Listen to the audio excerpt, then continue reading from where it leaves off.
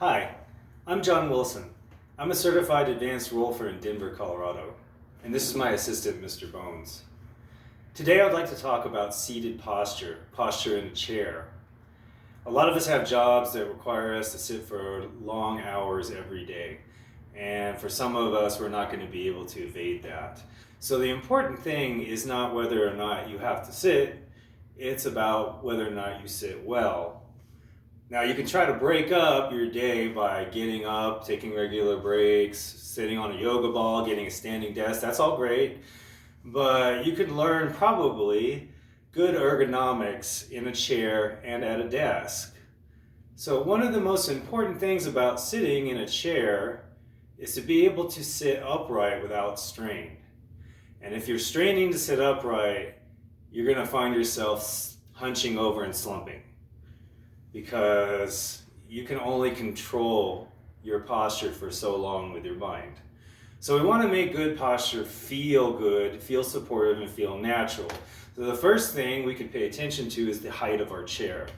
Now take a look at this chair. This thing is great. It has no back.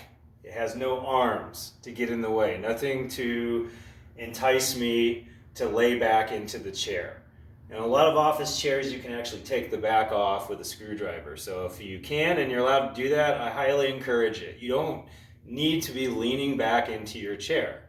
We want to find good upright posture. We want it to feel natural. So how do we make it feel natural? Well, one thing is we want to get the right height in the chair. So this chair adjusts, as probably most office chairs do.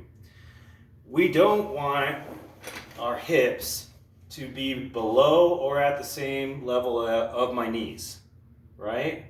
So this is almost too low. My hips are still a little bit above my knees. We don't want them to be at the same level.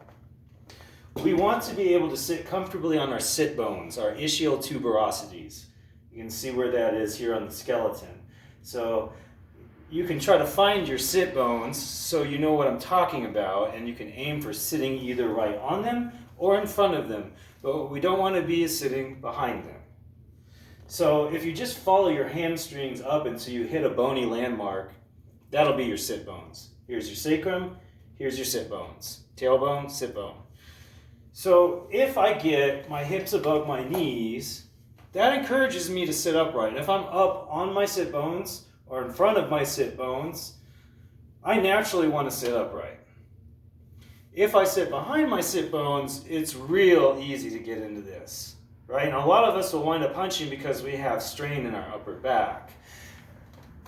So if the chair is too low, we're still going to have the same problem, right? We're gonna have the desire to sit like this instead of like this. So get your hips above your knees, maybe not too high. If you can't adjust your chair, get some pillows.